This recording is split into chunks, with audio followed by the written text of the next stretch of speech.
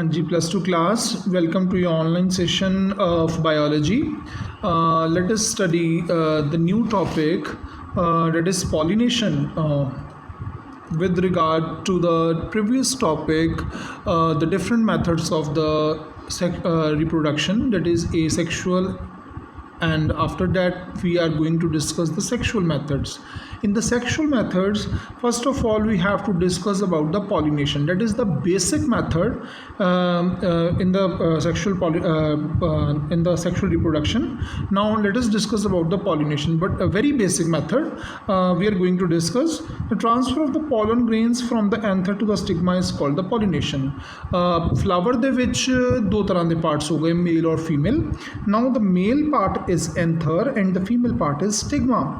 ਜੋ same flower ਦੇ ਵੀ ਹੋ ਸਕਦੇ ਹਨ ਜਾਂ ਦੂਸਰੇ ਫਲਾਵਰ ਦੇ ਵੀ ਹੋ ਸਕਦੇ ਹਨ, ਇੱਕੋ ਪਲਾਂਟ ਤੇ ਦੂਸਰਾ ਫਲਾਵਰ ਵੀ ਹੋ ਸਕਦਾ ਹੈ ਔਰ ਸੇਮ ਸਪੀਸ਼ੀਜ਼ ਦਾ ਦੂਸਰੇ ਪਲਾਂਟ ਉੱਤੇ ਵੀ ਦੂਸਰਾ ਫਲਾਵਰ ਹੋ ਸਕਦਾ ਹੈ.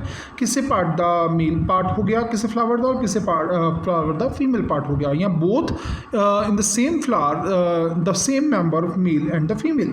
ਦ transfer of the pollen grains, anther ਤੋਂ ਉਹਦੇ ਜਿਹੜੇ ਪੋਲਨ ਗ੍ਰੇਨਸ ਨੇ ਉਹਨਾਂ ਦੀ ਟਰਾਂਸਫਰ ਹੁੰਦੀ ਹੈ ਸਟਿਗਮਾ ਉੱਤੇ, that is called pollination. This is the simple definition of pollination.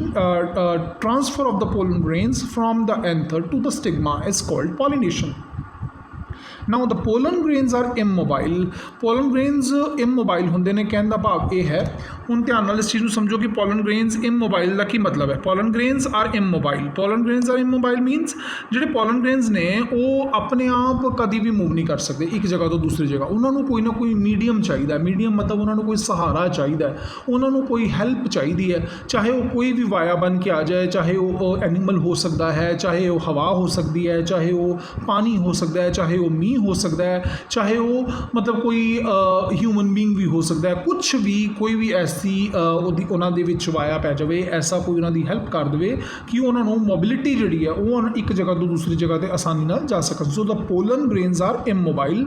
ਇਮੋਬਾਈਲ ਮਤਲਬ ਜੋ ਆਪਣੇ ਆਪ ਮੂਵਮੈਂਟ ਨਹੀਂ ਦੇ ਸਕਦੇ, ਉਹਨਾਂ ਕੋਲ ਕੋਈ ਐਸਾ ਔਰਗਨ ਆਫ ਮੂਵਮੈਂਟ ਨਹੀਂ ਹੈ ਜਿਹਦੇ ਨਾਲ ਉਹ ਇੱਕ ਜਗ੍ਹਾ ਤੋਂ ਦੂਸਰੀ ਜਗ੍ਹਾ 'ਤੇ ਜਾ ਸਕਣ. They can not by themselves reach the stigma.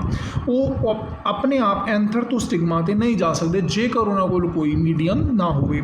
So N external agent is ਰਿਕਵਾਇਰਡ. ਇੱਕ ਐਕਸਟਰਨਲ ਏਜੰਟ ਕੋਈ ਵੀ ਬਾਹਰ ਦਾ ਉਹਨਾਂ ਨੂੰ ਏਜੰਟ ਜਿਹੜਾ ਉਹ ਚਾਹੀਦਾ ਹੋ ਸਕਦਾ ਹੈ ਇਹਦੇ ਰੂਪ ਉਹਨੂੰ ਆਪਣੇ ਆਪ ਨੂੰ ਪਹੁੰਚਾਉਣ ਲਈ ਸਟਿਗਮਾ ਤੱਕ. For this it can be wind, water, gravity, growth contact, ਕੋਈ ਵੀ ਮਤਲਬ ਇਹੋ ਜਿਹੀ ਕੋਈ ਵੀ ਚੀਜ਼ ਜਿਹੜੀ ਉਹ ਹੈਲਪਫੁਲ ਹੋਏਗੀ. So the pollination is of two types, self pollination and the cross pollination.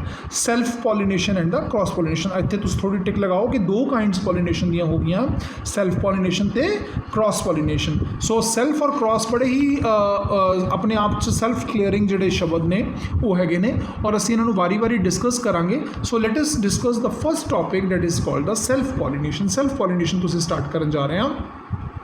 What is self pollination? ਮੈਂ ਹੁਣੇ ਤੁਹਾਨੂੰ ਜਦੋਂ ਪੋਲੀਨੇਸ਼ਨ ਦੀ ਡੈਫੀਨੇਸ਼ਨ ਸਮਝਾਈ ਉਹਦੇ ਵਿੱਚ ਮੈਂ ਇੱਕ ਗੱਲ ਕਲੀਅਰ ਕੀਤੀ ਹੈ ਕਿ ਪੋਲੀਨੇਸ਼ਨ ਮਤਲਬ ਸੈਲਫ ਪੋਲੀਨੇਸ਼ਨ ਜਿਹੜੀ ਹੈ ਉਹ ਹੈ, it is a transfer of the pollen grains from the anther of a flower to the stigma of either the same or genetically similar flower. According to self pollination it's two types, autogamy or the ਜੈਟਿਨੋਗੈਮੀ. ਸੋ ਦੋ ਤਰ੍ਹਾਂ ਦੀਆਂ ਹੋ ਗਈਆਂ. ਧਿਆਨ ਨਾਲ ਦੇਖੋ, ਇਹਦੀ self pollination ਨੂੰ ਧਿਆਨ ਨਾਲ ਸਮਝਣਾ ਹੈ ਕਿਉਂਕਿ ਅਗਰ ਇਹਦੀ ਐਗਜ਼ਾਮਪਲ ਸਾਨੂੰ ਦੇ ਕੇ ਪੁੱਛਿਆ ਜਾਵੇ ਵੀ ਇਹ ਕਿਸ ਕਾਈਂਡ ਦੀ ਪੋਲੀਨੇਸ਼ਨ ਹੋ ਰਹੀ ਹੈ, ਸੋ ਜਿੰਨੀ ਦੇਰ ਤੱਕ ਤੁਹਾਨੂੰ ਐਪਲੀਕੇਸ਼ਨ ਉਹਦੀ ਡੈਫੀਨੇਸ਼ਨ ਕਲੀਅਰ ਨਹੀਂ ਹੋਏਗੀ ਤੁਸੀਂ ਉਹਦੀ ਐਗਜ਼ਾਮਪਲ ਨੂੰ ਫਾਈਂਡ ਆਊਟ ਨਹੀਂ ਕਰ ਪਾਓਗੇ. So it is a transfer ਹੋ ਰਹੀ ਹੈ pollen grains from the anther ਤੋਂ ਆਫ ਏ ਫਲਾਵਰ ਦੇ ਟੂ ਦ ਸਟਿਗਮਾ ਵਾਲੇ ਪਾਸੇ ਜਾ ਰਿਹਾ ਹੈ, ਆਫ ਈਦਰ ਦ ਸੇਮ ਜਾਂ ਤੇ ਸੇਮ ਫਲਾਵਰ ਜਾਂ ਜੈਨੇਟਿਕਲੀ ਸਿਮਿਲਰ ਫਲਾਵਰ. ਕਹਿੰਦਾ ਮਤਲਬ ਉਹਨਾਂ ਦੀ ਸਪੀਸੀਜ਼, ਉਹਨਾਂ ਦੀ ਜਿਹੜੀ ਮਤਲਬ ਜੀਨਸ ਦੇ ਲੈਵਲ 'ਤੇ ਜਿਹੜਾ ਫਲਾਵਰ ਪਲਾਂਟ ਸੇਮ ਹੈ ਔਰ ਫਲਾਵਰ ਵੀ ਸੇਮ ਹੈ ਉਹਦੇ 'ਤੇ ਜਾ ਰਿਹਾ ਹੈ.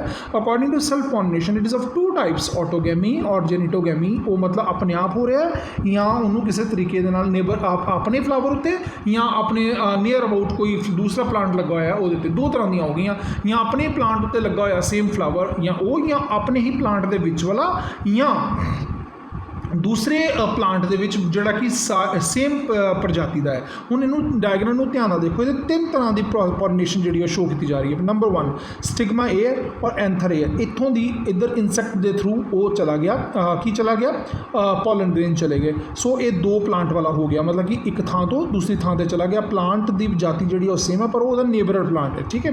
Now the second one is same ਜਿਹੜੀ ਹੈ ਸੈਲਫ ਪੋਲੀਨੇਸ਼ਨ, ਸੇਮ ਹੀ ਸਟਿਗਮਾ ਅਤੇ ਸੇਮ ਹੀ ਐਂਥਰ ਜਿਹੜਾ ਉਹਦੇ ਵਿੱਚ ਹੋ ਗਿਆ, ਇਹ ਇੱਕੋ ਹੀ ਫਲਾਵਰ ਦੇ ਵਿੱਚ ਅੰਦਰ ਹੋ ਗਿਆ।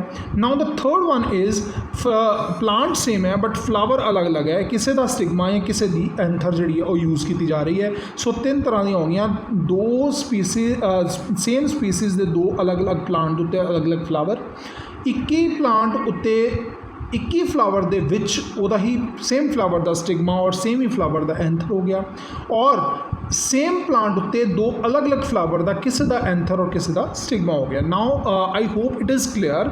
ਸੋ ਹੁਣ ਇਹਨੂੰ ਅਸੀਂ ਵਾਰੀ-ਵਾਰੀ ਕਰਾਂਗੇ। ਪਹਿਲਾਂ ਅਸੀਂ ਗੱਲ ਕਰ ਰਹੇ ਹਾਂ ਆਟੋਗੈਮੀ ਦੀ। ਡਾਇਗਰਾਮ ਅਸੀਂ ਚੰਗੀ ਤਰ੍ਹਾਂ ਡਿਸਕਸ ਕਰ ਲਈ। Self pollination autogamy, self pollination geitonogamy and cross pollination xenogamy. So ਤਿੰਨ ਤਰ੍ਹਾਂ ਦੀ ਪੋਲੀਨੇਸ਼ਨ ਜਿਹੜੀ ਅਸੀਂ ਮੈਂ ਤੁਹਾਨੂੰ ਇੱਥੇ ਡਿਸਕਸ ਕਰ ਦਿੱਤੀ ਬੜੀ ਕਲੀਅਰ ਤਰੀਕੇ ਨਾਲ। ਸੋ ਆਟੋਗੈਮੀ ਤੋਂ ਅਸੀਂ ਸਮਝਦੇ ਹਾਂ ਸੈਲਫ ਮੈਰਿਜ, ਜਿਹੜੀ ਸੈਲਫ ਮੈਰਿਜ ਆਪਣੇ ਆਪ ਕਰ ਰਿਹਾ ਹੈ, it is the type of self pollination.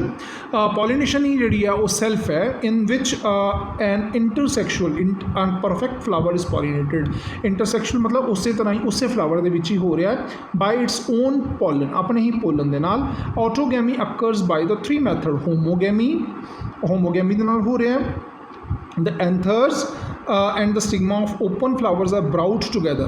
Anthers and the stigma of open flowers are brought together by the growth, bending or folding. ਕਿਸੇ ਤਰੀਕੇ ਨਾਲ ਉਹਨੂੰ ਉਹਦੇ ਕੋਲ ਲੈ ਕੇ ਆਇਆ ਜਾ ਰਿਹਾ ਹੈ। In the growth of style brings the stigma in contact of ripe anthers present on the mouth of the corolla tube. ਹੁਣ ਕਿਸੇ ਤਰੀਕੇ ਨਾਲ ਜਿਹਨਾਂ ਉੱਤੇ ਬਿਲਕੁਲ ਪੋਲਨ ਗ੍ਰੇਨਸ ਆ ਚੁੱਕੇ ਨੇ, ਹੁਣ ਸਟਿਗਮਾ ਨੂੰ ਉਹਨਾਂ ਦੇ ਕੋਲ ਲੈ ਕੇ ਆਇਆ ਜਾ ਰਿਹਾ ਕਿ ਧਿਆਨ ਦੇ ਨਾਲ ਉਹ ਰਾਈਪ ਜਿਹੜੇ ਐਂਥਰਸ ਨੇ ਉਹ ਕੋਰੋਲਾ ਟਿਊਬ ਦੇ ਕੋਲ ਆ ਜਾਣ। ਸੋ ਇਨ ਦਾ ਮਿਰਾਬਿਲਸ 4 o'clock ਪਲਾਂਟ ਦਾ ਨਾਮ ਹੈ। ਮਿਰਾਬਿਲਸ ਜਿਹੜਾ ਪਲਾਂਟ ਹੈ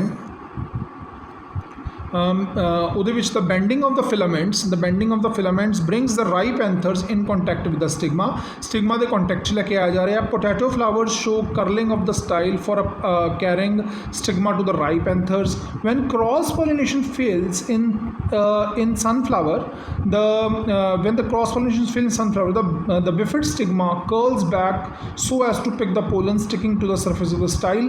ਉਹ ਆਪਣੇ ਫਲਾਵਰ ਦੇ ਨਾਲ ਹੀ ਕਰ ਲੇਗਾ, cross pollination ਨਹੀਂ ਹੋ ਪਾ ਰਹੀ ਤੇ it is false safe mechanism of self pollination. safe mechanism ਹੈ, ਤਰੀਕਾ ਹੈ self pollination the, that is the cleistogamy। ਦੂਸਰਾ ਆ ਗਿਆ, ਇਹ ਪਹਿਲਾ ਸੀਗਾ homogamy, that is the cleistogamy। ਇਹ ਪੇਪਰ ਦੇ ਵਿੱਚ ਕੁਐਸਚਨਸ ਪੁੱਛ ਲਏ ਜਾਂਦੇ ਹਨ, define homogamy, define cleistogamy।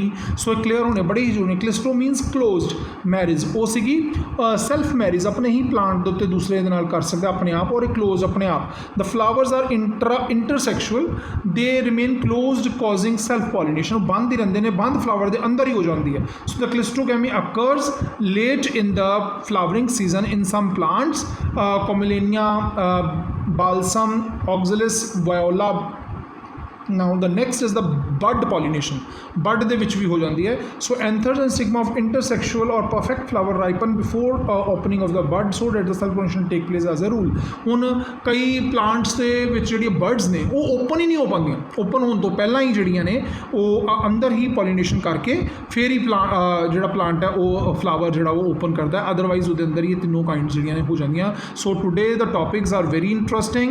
Now you are requested to do the revision of the same topic, self pollination and the kinds of self pollination is the autogamy, and again the autogamy is divided into the three categories, the homogamy, cleistogamy and the bud pollination। so तीन तरह ਦੀਆਂ ਜਿਹੜੀਆਂ ਨੇ ਇਹਨਾਂ ਦੀ ਤੁਸੀਂ ਕਰਨੀਆਂ ਨੇ।